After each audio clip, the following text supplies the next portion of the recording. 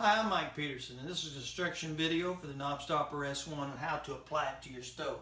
The Knobstopper S1 is going to come to you. It'll have 10 slides, your end pieces. It will not have the pads attached. We'll go over that here in just a minute.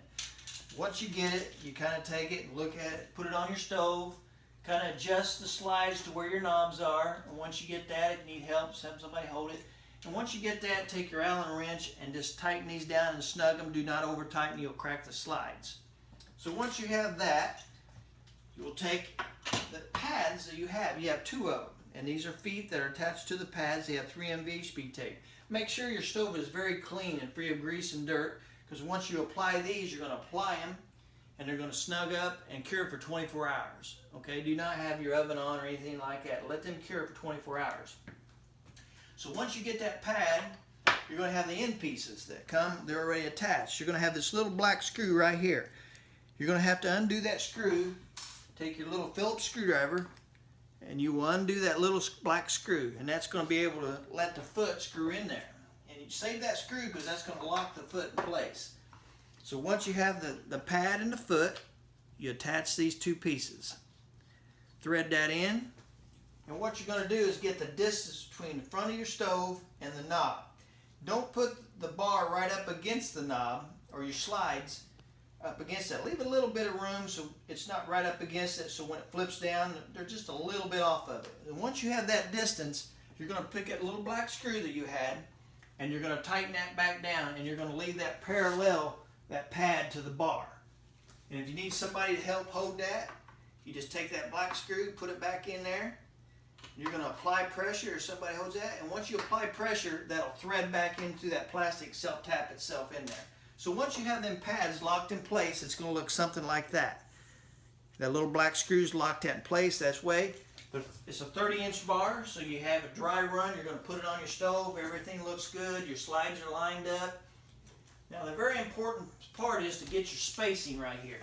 So you want a little finger depth right here between the bar and the top of your knob. And the reason for that is this bar is going to flip. As that rotates, you don't want it to hit your knob. So once you have all your spacing and stuff, even if you want to mark this pad with some masking tape around the edge here so you know exactly where you're going to put it, then you can do that too. So once you have that distance, you leave the little space here. You do a dry run, everything flips good, everything looks good. You got your slide lock right there. You're going to apply pressure to it. You're going to let it cure and let it sit for 24 hours. You're good to go. And this is your slide lock. So you lock that down. Can't get it up. Move it over, flips up, back down. Now a lot of people with small kids, they'll take this thumb screw out and put a set screw back in place. That way they have the Allen wrench in the cabinet, they dig it out, undo that, bring it over, take your set screw, lock it. Unless somebody's got an Allen wrench handy, nobody can get into it. So that's just a handy tip. So this is the way it'll look when it's done.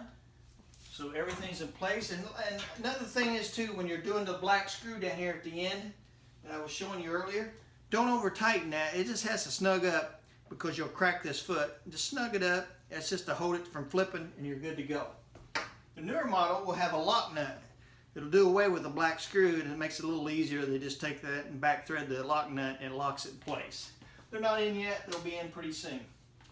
Do not leave the oven door cracked like this to funnel heat up into the slides because you will melt them. All that heat's going to come right there. You can open the door to the oven, leave the door open back and forth, no problem. And that's about it. And I do appreciate your business, and thank you.